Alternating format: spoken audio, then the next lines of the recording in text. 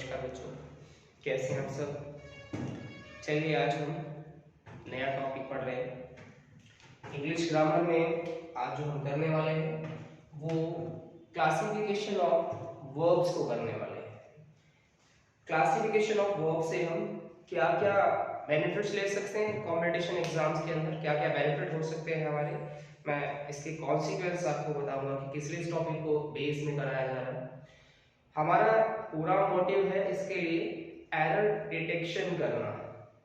सबसे इंपॉर्टेंट और unique topic रहता है कंपटीशन एग्जाम्स के अंदर कि एरर डिटेक्ट कैसे हो। उस एरर डिटेक्शन के लिए हमें इस वर्ब की यूनिट्स की जानकारी, इसके क्लासिफिकेशन की जानकारी होनी जरूरी है। चलिए बिना देरी किए शुरू करते हैं इस वर्ब की क्लासिफिकेशन को। देखिएगा, फॉर्म्स ऑफ वर्ब्स में हम सबसे पहले अगर बात करें तो देखिएगा, present form,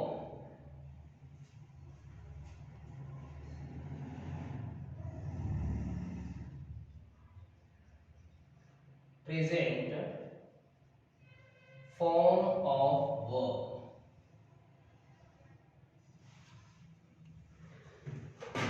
present form of verb जिसको इंडिकेट करते हैं हम V1 से। इसी तरह जो एक और फॉर्म हम पढ़ते हैं जिसको सेपरेटली लिखा जाता है, होता वो भी यही है, नाम उसका भी हम प्रेजेंट फॉर्म ऑफ वर्ब ही पढ़ते हैं, फॉर्म ऑफ वर्ब, बट वो इंडिकेट होता है V5 से।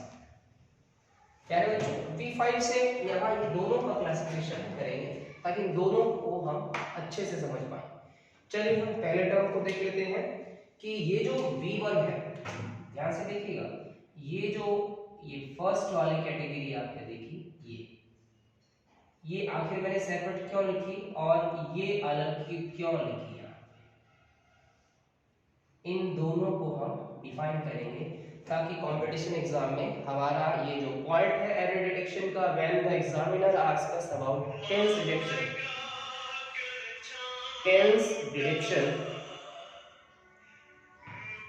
तो कैसे हम tense detect error point of view से कर पाएंगे। देखिएगा, ये जो हमारी फर्स्ट है, हमने लिखा है प्रेजेंट, हमने लिखा है प्रेजेंट फॉर्म है, ये प्रेजेंट फॉर्म है। इसका काम क्या है, टू एक्सप्रेस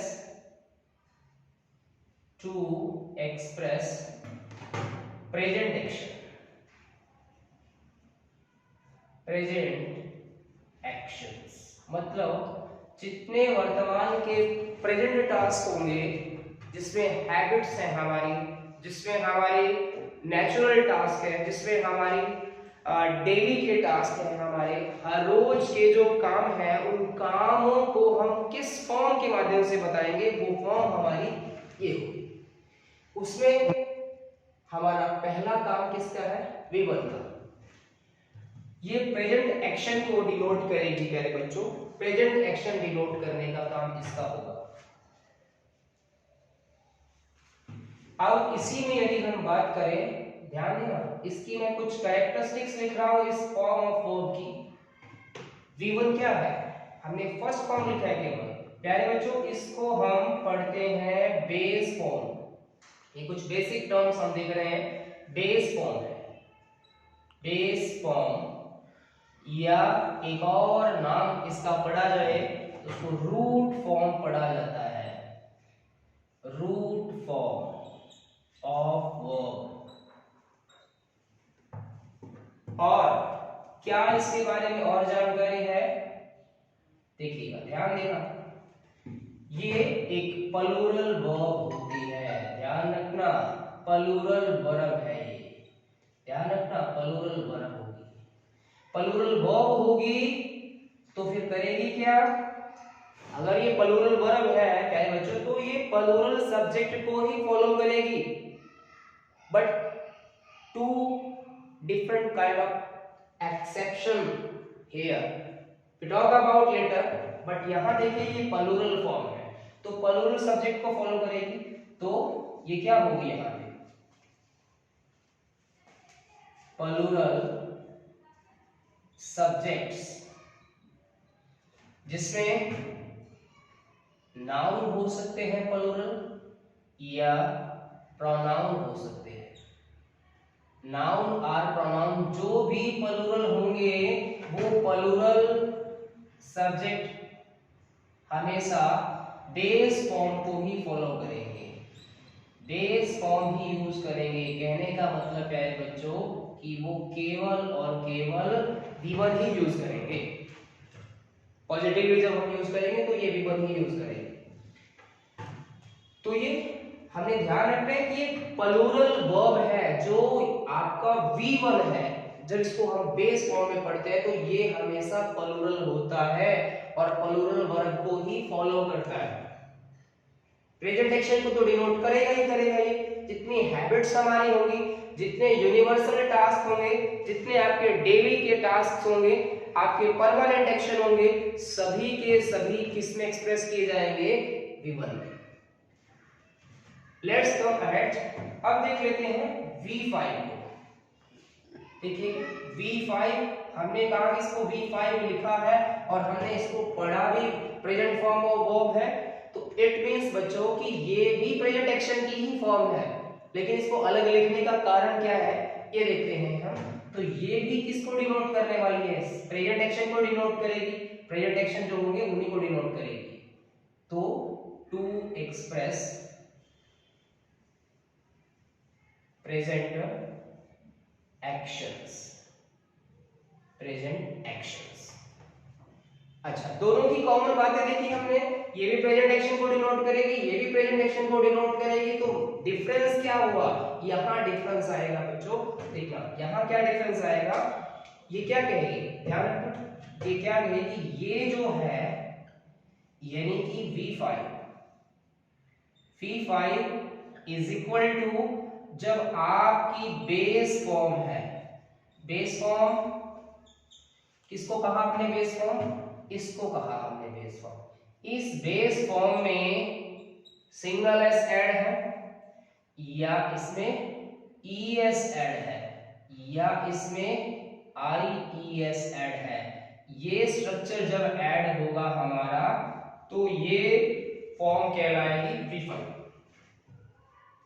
ये तो है इसका स्ट्रक्चर। अभी करेगी क्या? ध्यान दो प्यारे बच्चों, ध्यान दो। सबसे अहम बात इसमें समझने की क्या है वो ध्यान देंगे। देखिएगा ये एक सिंगुलर वर्ब है प्यारे बच्चों, सिंगुलर वर्ब। सिंगुलर वर्ब है तो करेगी क्या? जब सिंगुलर वर्ब है देखिएगा जितने भी हमारे सिंगुलर सब्जेक्ट हैं, सिंगुलर सब्जेक्ट्स, जो नाउन भी हो सकता है कोई हमारा या कोई प्रोनाउन भी हो सकता है। ध्यान देना, कोई नाउन भी है या कोई प्रोनाउन है। नाउन या प्रोनाउन, सिंगुलर सब्जेक्ट जो नाउन और जो प्रोनाउन है, फॉलो क्या करेंगे? फॉलोज क्या करेंगे? Singular verb. वो सिंगुलर वर्ब ही यूज करेंगे। सिंगुलर वर्ब यूज करेंगे।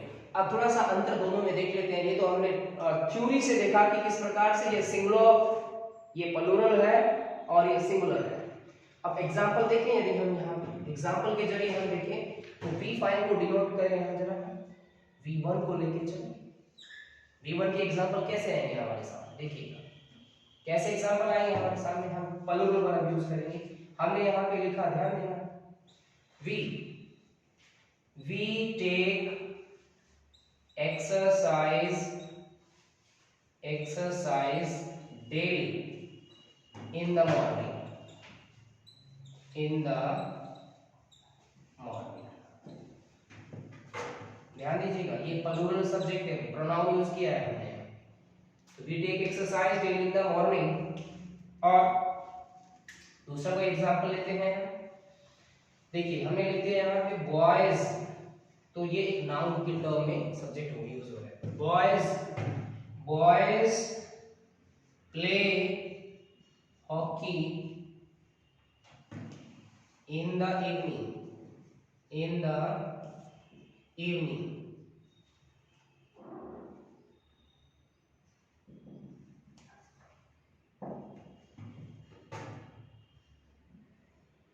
Elephants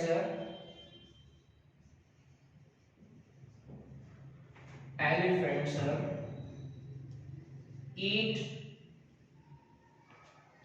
grass and vegetables. देखिएगा हमने यहाँ पे क्या यूज किया है, प्लूरल सब्जेक्ट के साथ प्लूरल वर्ब यूज किया। अब सिंगुलर में देखें हम, यानी V5 के एग्जांपल देखिएगा हमने यहाँ पे लिया शी, सिंगुलर प्रोनाउन है शी। अब हम एग्जांपल लेते हैं, देखिएगा तो अब हमें कुछ इस प्रकार लिखना होगा, शी टेक्स एक्सरसाइज डेली। कुछ और एग्जांपल लिए हम सिंगुलर में, देखिएगा हमने यहाँ पे किसी का नाम लिख दिया, ये भी सिंगुलर ही है, रमेश गो। अब गो नहीं लिखा जाएगा तो हम इसको गोस भी लिखेंगे। ये वजह है ईएस लिखने की। हमारे स्टूडेंट्स को ये बात काफी कंफ्यूजन में रखती है कि हम एस कब लगाएं, ईएस कब लगाएं। This is the basic topic for the further large topics के लिए। Ramesh goes to college daily, Ramesh goes to college daily.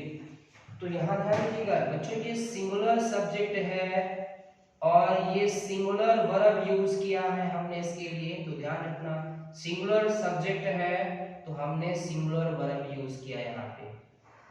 देखिएगा इस प्रकार से हमने ये डिफरेंस को देखा। यहाँ पे कोई आईएस वाला भी हो सकता है कि एग्जांपल देखिएगा, शी studies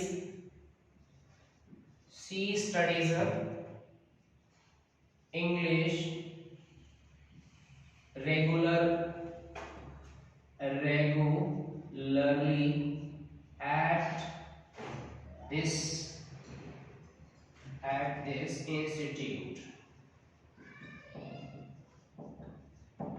ये इस प्रकार से सिंगुलर सब्जेक्ट सिंगुलर वर्ब को फॉलो कर रहे हैं और प्लूरल सब्जेक्ट प्लूरल वर्ब को फॉलो कर रहे हैं।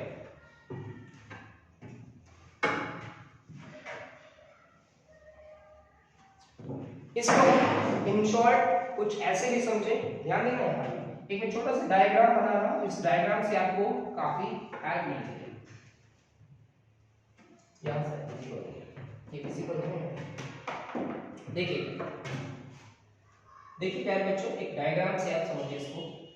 नाउन में जब हम एस ई एस या आई ई एस ऐड करते हैं तो हमें क्या मिलता है, हमें रिजल्ट मिलता है प्लूरल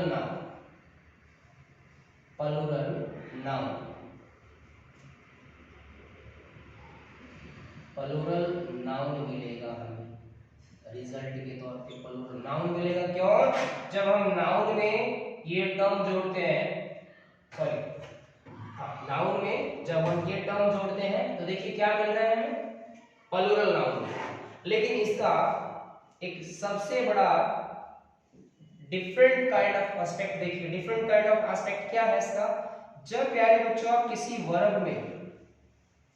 भी वर्ब में यही कंसेप्ट जोड़ना शुरू कर देते हो, एस ई एस या आई ई एस, तो ये टेबल याद रखेंगे तो आपको कभी कंफ्यूजन नहीं होगी सिंगुलर और प्लूरल वर्ब के लिए।